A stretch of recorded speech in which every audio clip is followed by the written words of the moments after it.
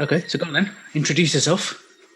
Okay. My name's Kay, and I'm an old friend of yours, as you know, and I've been involved in web design and web development for God knows how many years now, but yeah, it's been quite a while.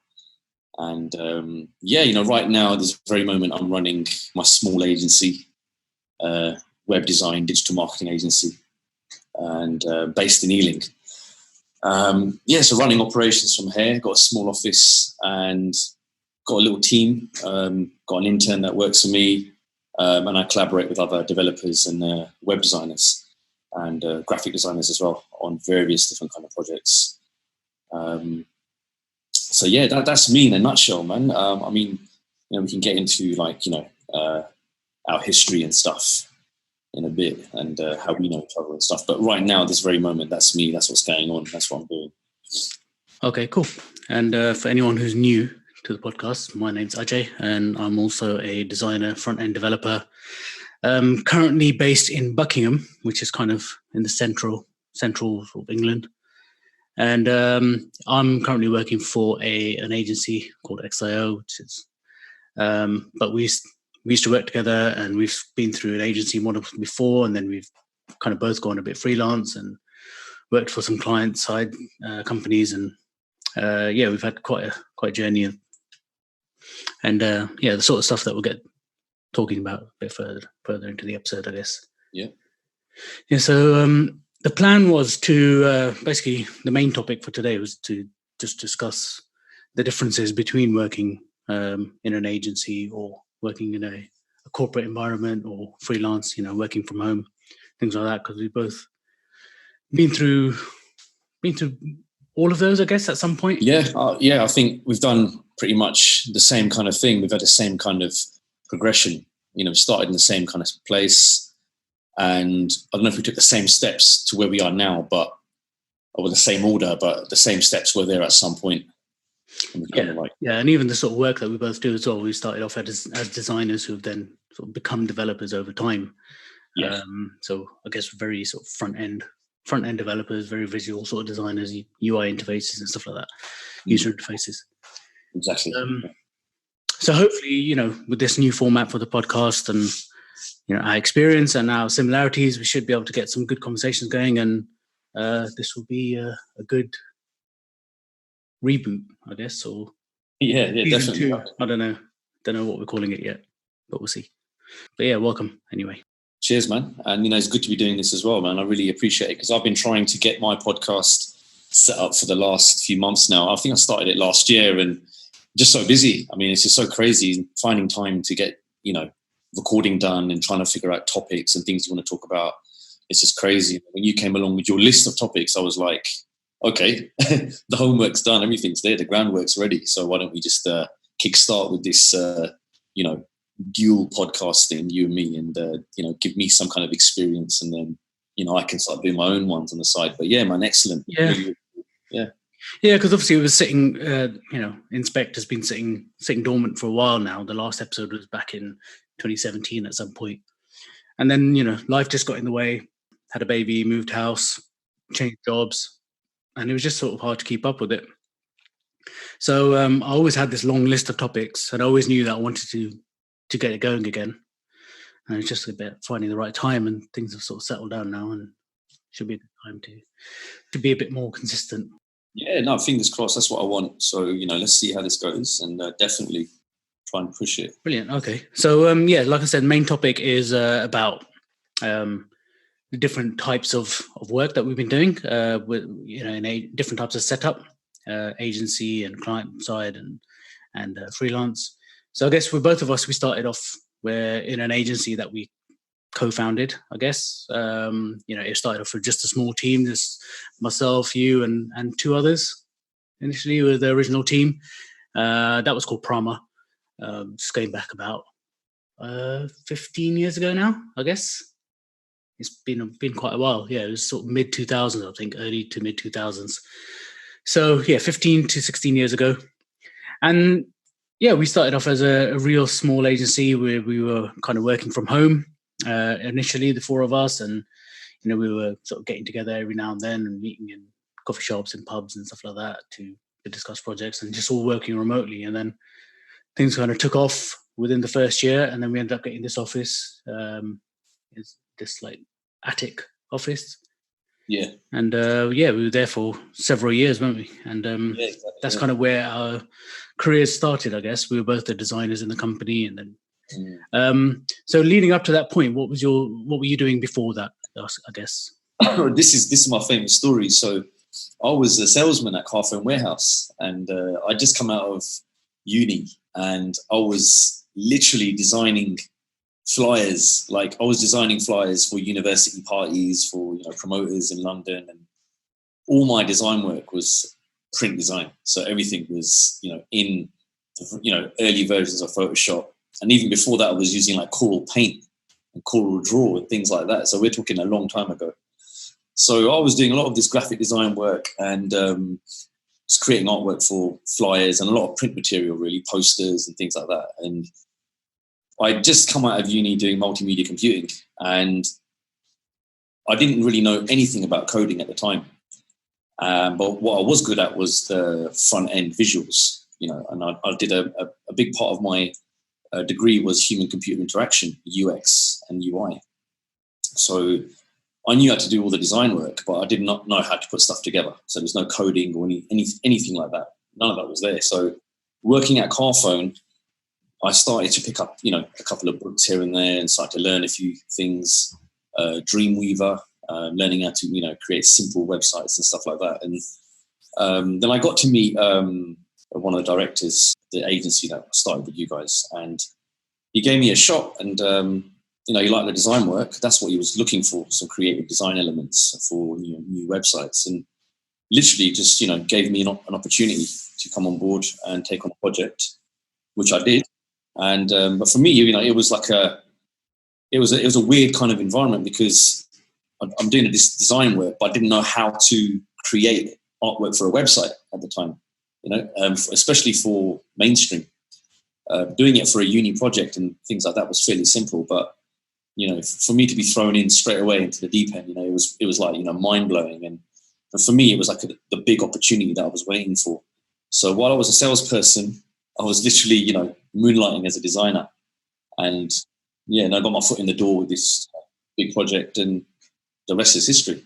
Yeah, I think that's fairly common, isn't it? Where people who get into this sort of industry, into web design, graphic design, where they are, like you said, moonlighting, and tend to have a day job, or tend to have like a course that they're studying. They're at university for some reason, and they're spending their evenings, learning these skills. I think when we first started, I don't think it was very common to sort of learn about web design at university. There was computer science, which was a bit more, it was more software programming, but there wasn't really a web development or web design course back then. Not that I was aware of, anyway. No, exactly. And I did computer science, and there was a little element of design in that course, but for like one module, where you had to just create something visual for the actual program, the software that we were writing. But it was essentially, there was hardly anything to do with like interfaces or user interfaces anyway. So if you did want to learn that sort of skill, you had to just learn in your own time. You had to follow tutorials, you had to look at blogs, and this was before even YouTube, I think. So it was literally looking at magazines, getting Computer Arts magazine and things like that, flicking through those pages, following the tutorials, and getting hold of Photoshop wherever you could. Just to butt in there, it was like I did a computer science HND, and that was at London Guildhall University, and I absolutely hated it. So what I decided to do was transfer to a university that was closer to home. So I got a place at Westminster, and the multimedia degree had just started at that point. So it was a brand new course. And I thought, this is more me, because I can apply design skill to it. But even when we got onto the course, there was nothing whatsoever that taught you, how to incorporate your designs into, working applications and things like that. It was more development side. It was more how a computer graphics created using Visual Basic, things like that. And creating animations in Flash. And the thing is, I knew all about that anyway. So I could create full-blown animations. I could make working applications in Flash. I was using Lingo and Director at the time, Macromedia days. This is old software. So I could do all of that kind of stuff. So the crazy thing was, in tutorials, none of my class knew how to use the software. So they came to me and asked me to help them with, how do you use Flash? How do you use Photoshop and things like that? Yeah, sure. But when it came to development and coding, I had to go to them. They excelled in that kind of stuff, and I didn't. So yeah, it was very, very new. Yeah. So at what point do you think that you knew that you wanted to do development rather than just design? I think the development came a lot later. It got to a point where I think after I'd left the agency we were both working at, and I got my first client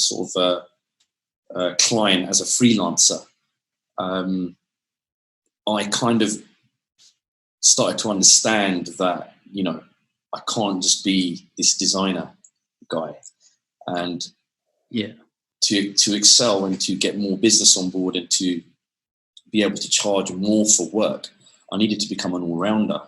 I started hearing that word everywhere. So when I was going for interviews at agencies and things like that, they advised me to start learning skills and to start learning how to code HTML basics, and to start focusing on becoming an all-rounded individual within the web development, web design sort of sector. Because there was that transition coming in now, and I read a lot of articles in Computer Arts magazine, which I still have got. They're bookmarked as well. And there was this time where people were asking questions. I've been a designer for the last 10 years, but I can see this shift now, this massive shift going towards online and digital. So all these magazine designers and logo designers and, branding guys, that's all they ever knew, that they really need to move on, to move forwards, to, get better opportunity out there, job-wise and prospects. They knew they had to make this transition. They knew they're going to have to do more than what they were just doing, because they were kind of isolating themselves and putting themselves into a box. And that's what I always was before. I was always this flyer designer. Yeah. How far is that going to get you? So, well, I think it's because you obviously went freelance. There was a lot more need to be a jack of all trades and try and do as much as you could by yourself. Otherwise, you're obviously outsourcing all the time. Whereas the route that I took, once I left the company, is I went to another agency. I went to several agencies actually, where I was always part of a bigger team, and the skills are always a bit more specialized. So I was able to focus on just design apps for a part of my career, and then focus just on development for another part, which is mainly what I do now. But having both skill sets still using them here and there, but focusing definitely more on one rather than the other. Yeah. And I think that's probably one of the main differences really of being freelance and then being an employee of any sort of company, whether it is a client side or it is an agency. You tend to focus your skills a bit more. No, that's true. Yeah. After that freelance stint, then I got a job at an agency, a pretty big agency based in Surrey, near Guildford. And this is where I started to learn a lot more coding and development, HTML, a bit of PHP, a bit of JavaScript. Because I was actually working with, there's a small team. There was literally just 3 of us, 2 developers, and these guys were pretty much what you call now full stack. And I was like the front end guy. So at the time I knew how to put, websites together using HTML, but saying that my skills weren't amazing. But the guys I was working with, the team I was putting these guys were amazing. So I learned everything that I know today and more from that point onwards, working with this agency. And I was only there for a year, and that helped develop me a lot. Yeah, definitely. The agency model, although it's got its downsides as well in terms of like pressure and the amount of focus that you can give to a project sometimes, because you do tend to switch your train of thought a lot, but the amount of exposure you just get to different people and different skill sets and different projects, you just can't get that anywhere else, really, I don't think. And I think it was really important to work for various agencies throughout my career, especially in the early days as well. Obviously, we were quite fortunate to actually start our own agency from a very young age. But I don't know. What do you think? How do you think people could get into the industry these days if they haven't got that luxury of starting their own company? If you were to give advice to, say, a new someone who wants to get into the web industry, fresh out of university or something, would you recommend that they try and do some freelance work first, or work for an agency, or try and get something like a client-side job? The thing is, it's hard on all aspects, because if you're fresh out of uni, trying to get a job is really, really difficult. They want experience, and then if you don't give you a role, how are you going to get experience? It's that whole circle that people get stuck in. But I was lucky having some kind of skill set beforehand, and I could translate that skill set of design into digital media. So I think for me, the people that I've spoken to quite a few people at the moment, and what I've found is a lot of them are stuck. But where they find solace is that they can easily, get involved with an agency as an intern. And you won't find this with every single agency out there, but there are a few agencies out there who will allow you to learn on the job. So you're not pressured, and you're not doing, the rubbish like making tea and doing photocopies and, all that kind of stuff. You're actually involved, and you're actually picking up skills while you're there. Yeah, and that doesn't just apply to juniors, because like the job I'm at currently as well, what the actual job listing was above my skill set at the time. And, I was fairly honest about it, saying that, this is what I can do, this is what I haven't got experience in. And they were like, that's fine. We can see the potential, and we're happy to help you with training on the job and stuff like that. So it's good. It's, I'm going on a training course in a couple of weeks to abroad as well, into Croatia. And it's good. It's good having that as well. And I don't think that ever changes. But it's important to find that early on as well. Because, like you said, you can't get a job without experience, but you can't get experience without a job. So exactly. You're stuck, aren't you? Which is why a lot of people are spending time in the evenings and trying to learn things on them. I do know that they do teach web development and design and coding at a much younger age these days, like in primary school, in fact. So it starts pretty early, which is a good thing, obviously. Yeah. Definitely. And you've got companies like Apple who do this hour of code. I don't know if it's just Apple that do that, but they do this. A lot of companies do this sort of coding workshops for kids, and trying to encourage them to get into development from a very young age. And it's the industry's changed from when we first started, obviously. And I think web development is kind of seen as, one of the cool jobs to have now. And I think a lot of young people do aspire to make apps and to build websites. And I think back then as well, I was a creative person. I was at college doing, A-level art with computer science and economics. And I was advised to go to art college. My art teacher said, I want you to go to St. Martin's College of Art. And because I can see you being a fine artist or a graphic designer. And I'd rather you do that than waste your time going and, doing, something like computer science. You're going to be a wasted individual. And I was like, well, the whole parents thing at the time, the parents were very traditional, and they wanted me to go and, do, something to do with economics or something to do with computer science. But finding that mix was good. But there was always a love-hate relationship with, I love creativity. I love to be creative and hands-on, to be able to draw and design things that were visual and that pleased people, visually. Anything to do with code, anything that involved maths, anything that involved logic, I just wanted to keep it at arm's length. I did not want to touch it. I did not want to get involved. But I had to learn it afterwards, because I could see them coming together. And, when you see it coming together, you write a little bit of HTML, and then you can control that, how it looks using CSS. That blew my mind. I was like, wow, this is amazing. So the love came on later on, and, I love it now. I embrace it fully. But with kids now in school, being able to, they have no option but to learn it now. So you probably got more and more people out there, children, who are going to fall in love with coding and development. And as they get older, it's going to be like another language, as opposed to learning French and German and Spanish and things like that. They can talk a computer language. And I think that's amazing. So by the age of, say, 15, 16, some of these kids are going to be fluent in, C# or PHP or, whatever might be hot at the time. You know what I mean? So is really good now. I mean, kids don't know how good they've got it right now. Yeah, my daughter, she's doing a bit of coding at school, using a language called Scratch. I don't know if you've ever used that.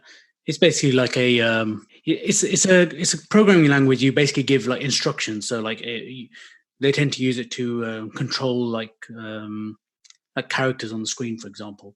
So suppose you've got like a maze sort of design, and then you can say, up 3, left 2, turn, rotate 180 degrees, that sort of thing. So it's basically logical steps. Yeah. So she's learning that at the moment, which is really interesting, and she quite enjoys it. But I need to obviously at some point introduce her to JavaScript, I guess. Yeah. So yeah, that's the one regret I've had, is that I never really picked up JavaScript early enough. So although I do write a lot of it now, it's always playing a bit of catch up. Yeah. Yeah, just wish I got into JavaScript a bit earlier. But anyway, that's topic for another day, I think. Yeah. Have you ever worked in a client side role where you're working on a single product, an internal project? Internal, yeah. I was working so after I was working at that agency in Guildford, I left after a year. I just wasn't liking where they were headed. And then I went back to freelancing, and I got a role with a PR company. This PR company specializes in hair products, and they're pretty big. They work with the likes of L'Oreal and other big brands. And so I started working there, and they had multiple internal projects. They had an intranet site. They had their own website. They had, at the time, they were developing the visuals for an application that they were going to be using with a partner. So that was my first sort of like stint working client side, and actually working on site, and under the scrutiny of the directors as well. So it was kind of like a contracting role, but all the work being done there was specifically for these guys. Yeah, I've done it a couple of times. I do enjoy it, actually. You do get to really focus on a project. You get to know the ins and outs of it in a lot of depth, which is something that you don't always get with an agency. And there's a lot of history that you can use to your advantage as well. A lot, which you don't always have when you're an agency getting clients. But then it on the flip side, it does potentially get a bit monotonous, and you tend to work on smaller tasks throughout the week, and whereas agencies you tend to take on these bigger projects, and it's generally seen a little bit more exciting, but then a bit more high pressured as well. I think they both got their merits, and there'll be certain people who are suited to one and suited to the other. Yeah, definitely. I don't know which one I prefer, really. I think at the moment I'm working for an agency, and I'm really enjoying it. I wouldn't change it, really. So I think overall, maybe the agency is what I prefer overall. That's interesting, because I've been there and done it, and when I was working with the agency, I just didn't like it, and I think it was mainly down to the people who were the directors and people in charge and stuff, and I just didn't really like their kind of mindset with how they were working. They were literally churning projects out, so it was literally, as a creative designer, my role needed me to become very, very close to the client, find out what their requirements, and to start creating visuals that they liked, that pleased them, and making sure we're working according to web standards and stuff like that. But this is before responsive design was a thing, so it was a lot easier. But what was happening was it was turning into a production line. So a lot of the work that was coming in, I was just being forced to just get it done and to completely lose touch with the client. Yeah. To just, start creating templates that we could use everywhere. And it kind of became, mundane. So yeah, I had to leave that. And since then, I've never been working with an agency. And, I started up my own one. Yeah. So you're fully solo now, right? That's it. Yeah. So well, you've got some people working for you, but I mean, you're essentially your own boss now. Correct. Yeah, and I've been like that for the last, I think, 7-8 years or so. Yeah. No, excellent. Yeah. How do you find it sort of working in isolation? Like I work a couple of days from home as well. So I do 2 days in the office and 3 days from home. So I get a bit of a mixture of both. But how do you find it? I try to balance it. once I left that agency, I had to find an office space fairly quick because I wanted to, still have that professional kind of appeal to clients. And a lot of the clients that I took on after I left that agency were actually clients of that agency. And they didn't want to work with those guys. And they said, listen, you're such a great person. We want to work with you. You're so easy to talk to. And, we like the work that you're doing. So we'd rather just, leave them and come and work with you. So I found an office in Guildford town centre.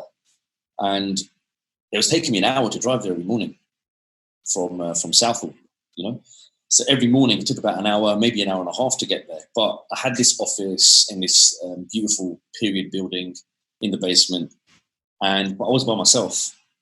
And for the first month or so, it was exciting, because I got my own office, I've got my own environment, I had a kitchen there, and, I could set up meetings, the clients would come down, and it felt really good.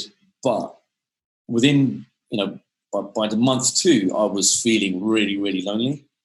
And I just wasn't motivated. The motivation was, drying up. I just couldn't get work done. So I ended up working from home. Okay. And I was still paying rent for this place. And then what happened was one of my clients over there in Guildford, she turned around and said, I'm looking for office space. What's your space like? I said, yeah, it's really big. We can get 3 desks in there. And so she decided to come along and we split the bill. So I had a client sharing the office with me. Oh, okay. Yeah, so I went back to the office and then I kind of realised that I need someone there kind of thing. When it's just me by myself, it's great for a minute, but then after that, it just becomes really, really, boring. Yeah, yeah, it's quite important to have the team around you, which is why I quite like the way mine is set up. I go 2 days into the office, I get a chance to catch up with the team and just see what basically is happening in the company, get an update on any announcements or, just anything really, any new starters. Sometimes I don't get to meet them if they start on a Tuesday, Wednesday. I might not meet them for a week. So it's good to just pop in now and then. But then, being at home for the rest of the week, I get to really sort of focus and just have quiet time. And, I've got a nice desk set up in my dining room. So it's good. It's a comfortable place to work from home. I think it's very important to have a desk at home and have your workspace set up in a way that's, designed for you to work at, rather than just sitting on the dining table or sitting on the sofa. Yeah. Like I've got at home in the loft, I've set up a desk with, with a decent setup. I've put all the details on a Trello board that we're sharing. It's not as fancy as yours, but, it's organized. And it's clean. And sometimes when I'm in the office here in Ealing, I get to a point where, my head just starts to wander and I can't focus. And then I just think, tomorrow I won't bother coming in. I'll just work from home. And then I'll find like a kickstart, and I'm able to just become fresh again. It's like a clean slate because I'm working from home and that desk hasn't been touched for a while. The desk is cold kind of thing. And it's not been used and it's just clean. And I just find that vibe really cool. But the problem from working from home is that, I've got my dog there and I've got to look after him. He wants attention and it becomes too much. So, I'm here the majority of the time, but then I do like to be, in a space where I'm probably on my own or I've got things going on behind me. So for example, the office space I'm in at the moment is with Regis Spaces, one of their sub-brands. And like WeWork, they have co-working environments in this building. So although I'm in an office space, you can leave the office space and go and sit down like on a beanbag or on a couch and casually, crack on with your work. And there'll be other people in their little pods doing their work as well. Yeah. So you can hear a little murmur in the background, a little chatter going on, and, you can hear the lift pinging and stuff like that. And I find that really cool and I can actually work really well in that environment. Okay, yeah. Just to know that you're not completely isolated. It's probably handy as well, having just a few people around as well. You can network, you can build connections, maybe get some new work out of them as well. Definitely. You never know. It's already happened. Like I've been here this is like it's month 2 for me now here. The whole place is new. There's loads of new faces here. I was one of the first people who signed up.